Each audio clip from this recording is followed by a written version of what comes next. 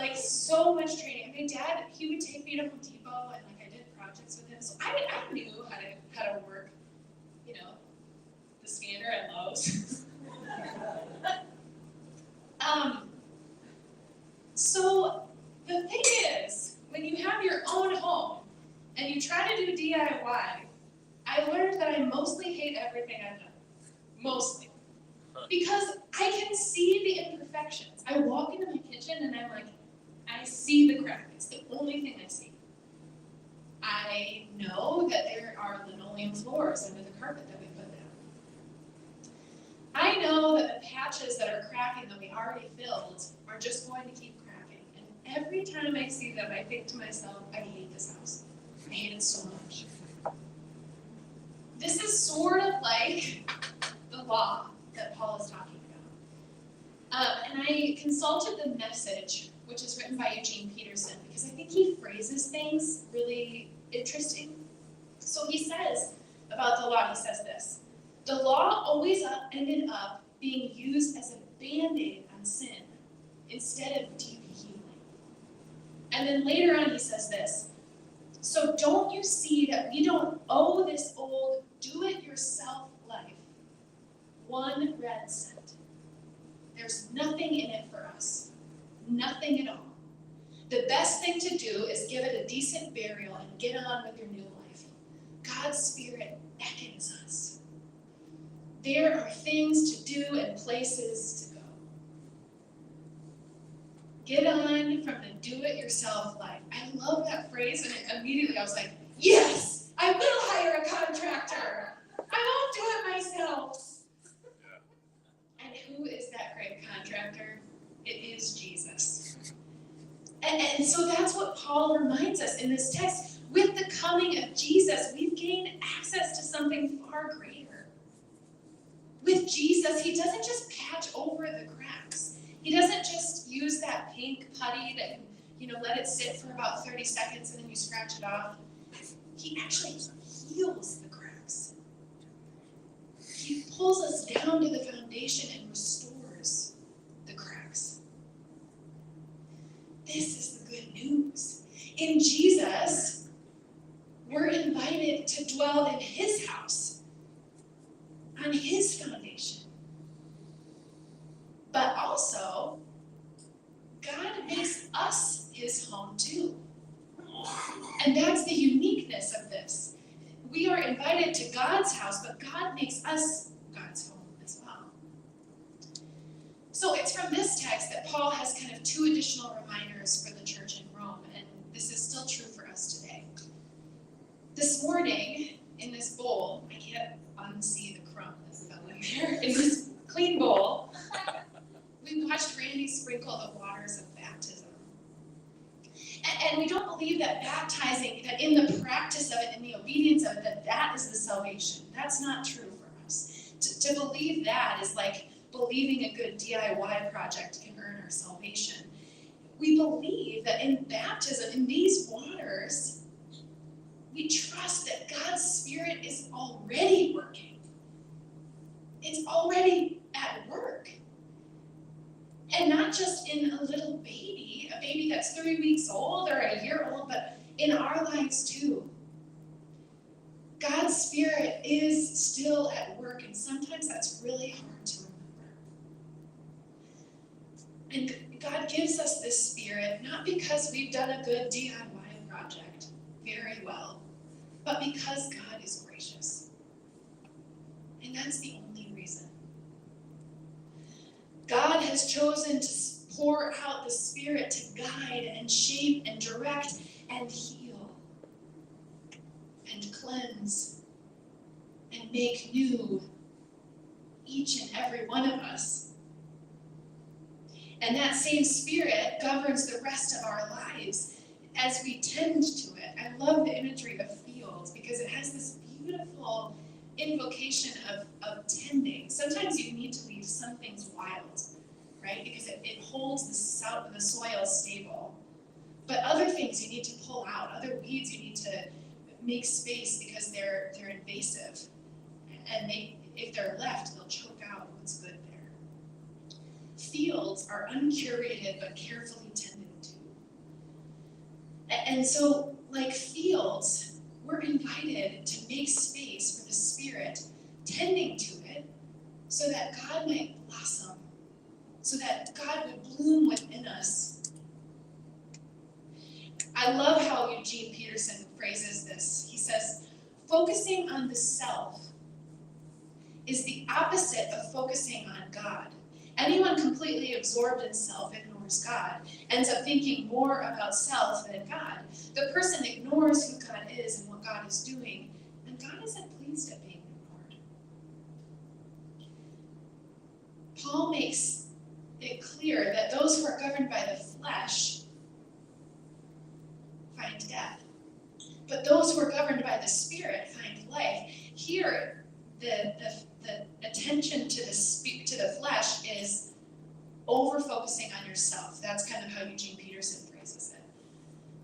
And so I could give us some examples, but instead I thought, I wonder if we can just quietly together think about a couple of questions. If you're a journaler, you can journal. If you have a phone with an app that you like to journal in, I'd invite you to pull that out. Here's the two questions. At your best, what does it look like to draw attention to the Spirit? How do you know when your mind is governed by the Spirit and looks like life and peace? And they're on the screen, and I'm just going to let us sit for a couple minutes. A couple minutes feels long for me, but we'll see.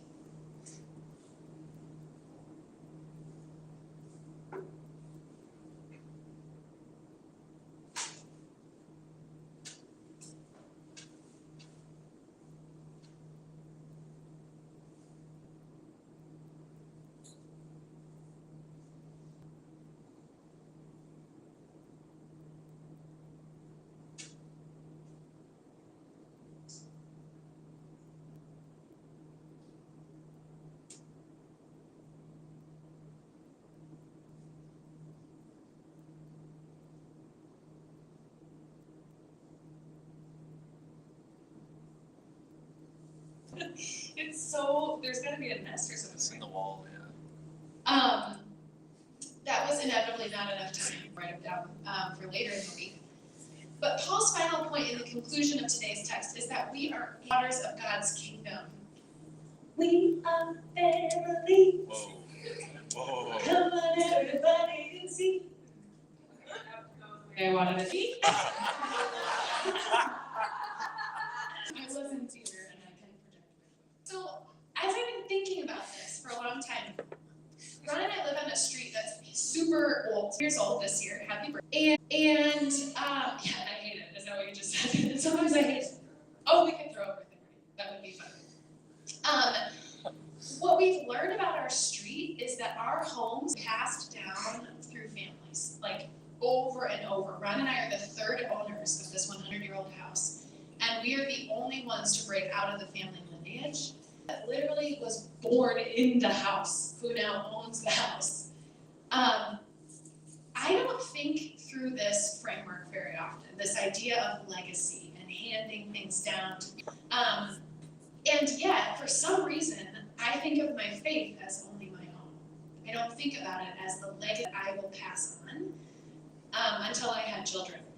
And you don't just have to have children. Think about faith as legacy. Faith is kind of this idea of legacy, this inheritance, this group of people as a group of legacy people. People that brought my sister and I in and was like, okay, pick what you want. And we were like, Grandma, this is really weird. Like, we don't want to. It was very uncomfortable for us. She was like, no, I want to see what you pick because I want to know what parts of me will live on in you. And that gets me still because it's this powerful faith. It's not just about the people that we know and live with every day. It's the people that we bump into in the grocery store. Steward the legacy that we will hand off.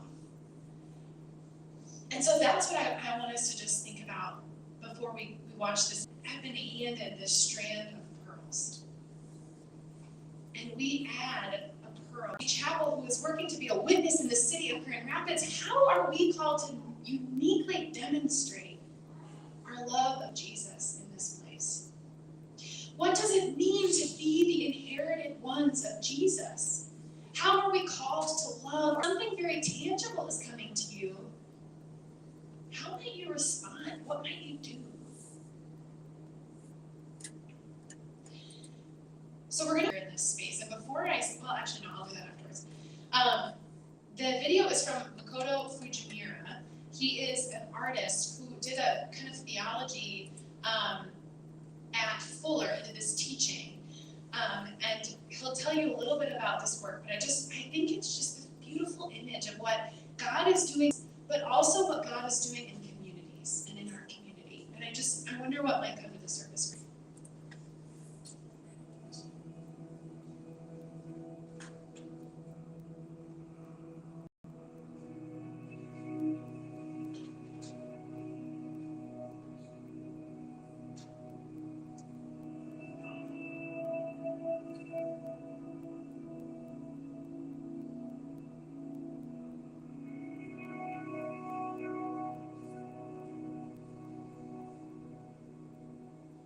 Story of kintsugi.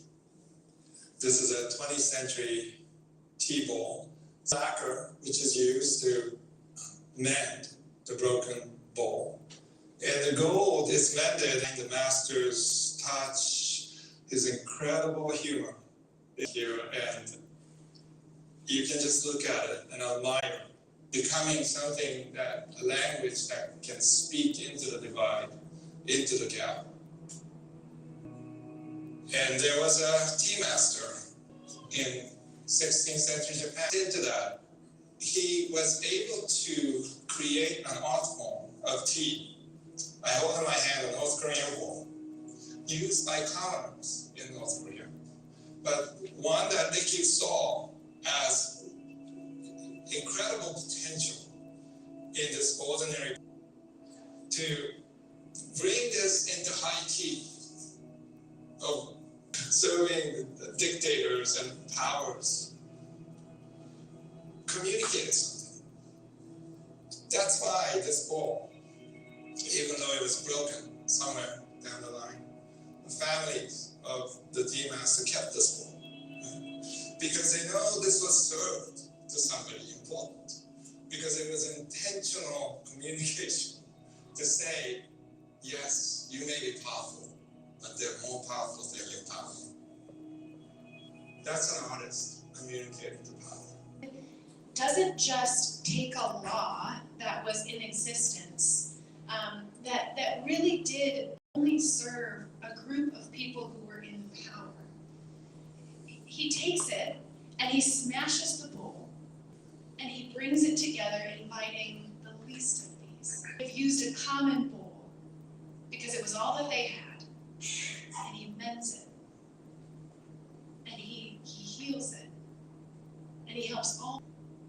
Ironically, when we were setting up for service today, we have this beautiful baptism bowl.